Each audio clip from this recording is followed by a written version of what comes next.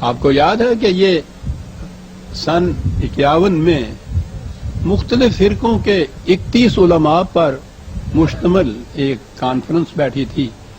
مرحوم سید ابوالعلا مودودی صاحب اس میں بہت گرمجوش تھے. اس تمام دوران میں انہوں نے ہی یہ منظم طور پر یہ نعرہ دیا بلند کیا ہوا تھا.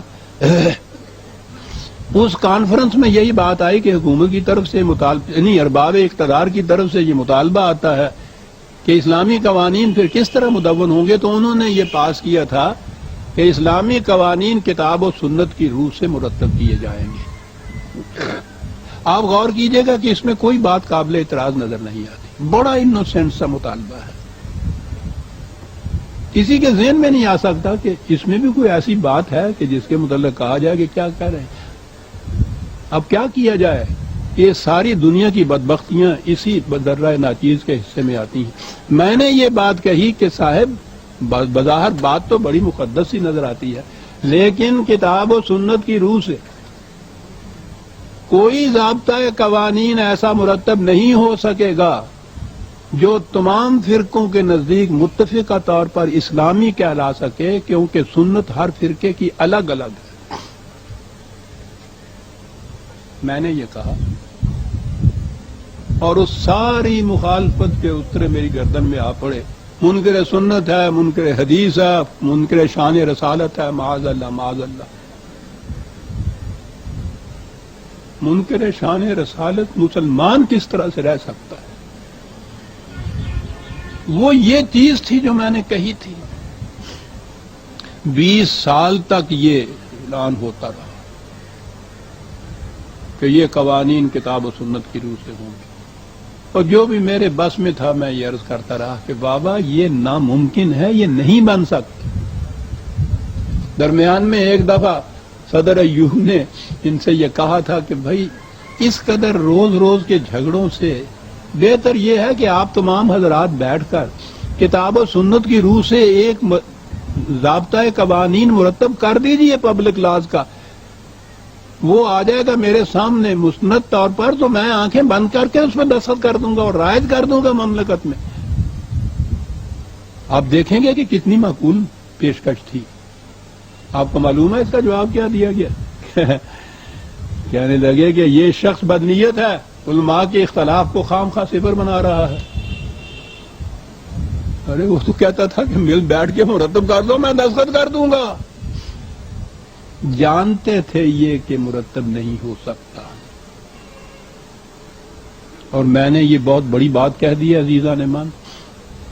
مجھ سے تو اس کی سند طلب کی جائے گی اور سند موجود ہے. 20 سال تک یہ کچھ کہنے کے بعد یہی سید ابوالعلا مودودی مرحوم جو پیش تھے اور اس مطالبہ کرنے والے 31 علماء کی فہرست میں فہرست ان کا بھی نام تھا، 20 سال کے بعد انہوں نے خود یہ اعلان کیا کہ کتاب و سنت کی کوئی پبلک لاز کے سلسلے میں کتاب و سنت کی کوئی تشریح ایسی نہیں کی جا سکتی جو تمام فرقوں کے نزدیک متفق علیہ ہو، اس لیے اس کی بنا پہ قانون کا ضابطہ نہیں بن سکتا. وہی جو منکر سنت منکر شان رسالت پرویز 20 سال پہلے کہہ رہا تھا.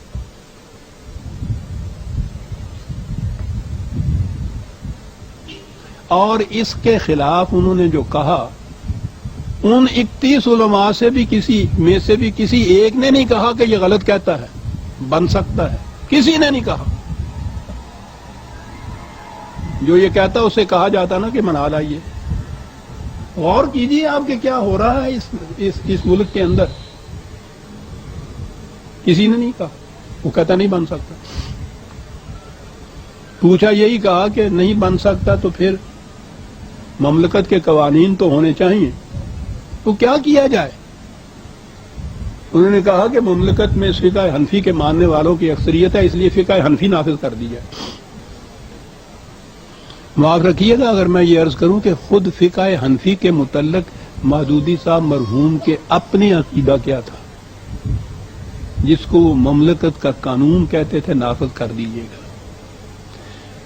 انہوں نے کہا تھا کہ مجتہد کتنا ہی باکمال کیوں نہ ہو، زمان و مکان کے تعینات سے بالکل آزاد نہیں ہو سکتا، نہ اس کی نظر تمام ازمنہ و احوال پر وسیع ہو سکتی ہے، لہذا اس کے اجتہادات کا تمام زمانوں میں اور تمام حالات کے مطابق ہونا غیر ممکن ہے.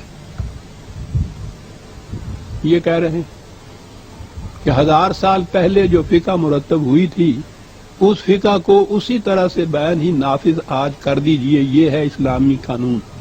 اور وہ کہہ رہے ہیں کہ یہ جنہوں نے فقہ 1000 سال پہلے مرتب کی تھی ان کی فقہ اس قابل نہیں کہ غیر متبدل طور پر اس کو آج بھی نافذ کر دیا جائے، یہ عقیدہ تھا۔ کہتے تھے بزرگان سلف کے اجتہادات نہ تو اٹل قانون قرار دیے جا سکتے ہیں اور نہ سب کے سب دریا برد کرنے کے لائق ہیں، صحیح اور معتدل مسلک یہی ہے کہ ان میں رد و بدل کیا جا سکتا ہے۔ فرماتے تھے کہ یہ سلف کون سے انبیاء ہیں جن پر ایمان لانے کی مسلمانوں کو تکلیف دی گئی ہے۔ ارشاد تھا کہ بنیادی نقص اس مسخ شدہ مذہبیت میں ان کی جو تھی علماء کی فقہ کی بنیادی نقص اس مسخ شدہ مذہبیت میں یہ ہے کہ اس میں اسلامی شریعت کو ایک منجمد شاستر بنا کر رکھ دیا گیا ہے۔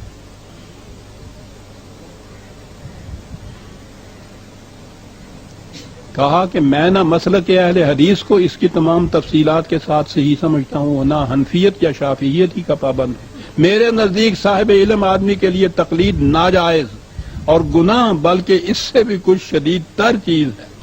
انسان خواہ سراسر اپنی رائے سے اجتہاد کرے یا کسی الہامی کتاب سے اقتصاب کر کے اجتہاد کرے، دونوں صورتوں میں اس کا اجتہاد دنیا کے لیے دائمی قانون اور اٹل قاعدہ نہیں بن سکتا، کیونکہ انسانی تعقل اور علم ہمیشہ زمانے کی قیود سے مقید ہوتا ہے۔ یہ تھی وہ فقہ جس کے متعلق کتاب و سنت کے مطابق 20 سال تک یہاں کہتے رہے یہ سب کہ بنائیے، اعلان کہ نہیں بن سکتا۔ اب کیا کیا جائے؟ فقہ حنفی نافذ کی جائے، وہ جس کے متعلق خود ان کا عقیدہ یہ ہے کہ یہ منجمد شاستر ہے۔ اب سوچئے کہ اس فقہ کو نافذ کرنے سے، اور وہ ایک فرقے کی فتح ہے، ظاہر ہے، میں تو کسی فرقے سے متعلق ہی نہیں ہوں لیکن ہے تو ایک فرقے کی متعلق، اسی زمانے میں اس کی مخالفت شروع ہوگی باقی فرقوں کی طرف۔